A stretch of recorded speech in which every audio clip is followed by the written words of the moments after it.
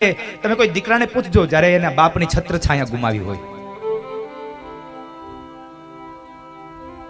બાપની છત્ર છાયા જ્યારે ગુમાવી હોય ને ત્યારે દીકરાને પૂછજો કે શું બાપ હોય છે, બાપ શું. એ બાપ વગરના દીકરાને પૂછશો ને તો ખબર પડશે કે બાપની શું કિંમત હોય.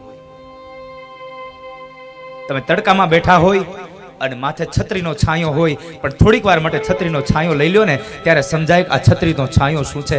એમ જ્યારે આ જીવનમાં બાપ વયો જાય ને ત્યારે સમજાય કે બાપની શું કિંમત હોય સાહેબ.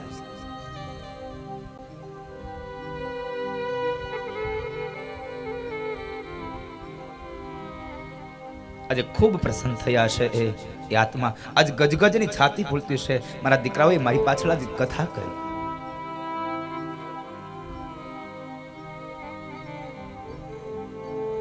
નહીં તો વેકેશન પડે ને પૈસા હોય ને એટલે એને ઠંડા પ્રદેશોમાં માણસ ફરવા વયો જાય.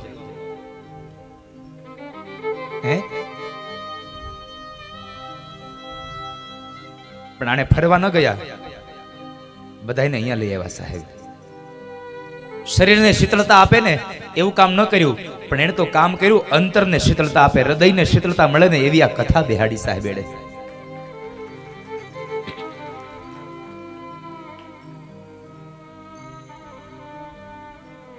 આ દુનિયામાં બધું મળે છે, પણ એક મા બાપનો પ્રેમ દુનિયામાં ક્યાંય નથી મળતો સાહેબ.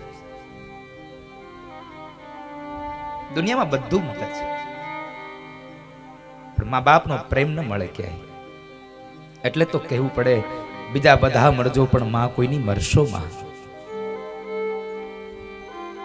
કોઈની માં ન મરશો. દુનિયાની તમામ સંપદા લઈ અને નીકળી જાઓ, બધું મળે પણ મા બાપનો પ્રેમ ન મળે સાહેબ.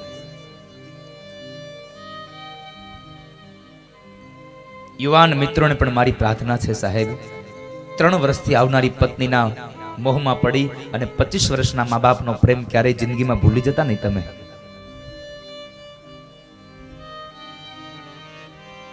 મા બાપ છે, કદાચ જૂની રૂઢીના હોય તો કદાચ બોલે ન, સાંભળી લેવાનું સાહેબ. પણ સાથે સાથે મારે આજે વડીલોને પણ પ્રાર્થના કરવી છે કે હે વડીલો, સમયના અંદાજે સમયને અનુરૂપ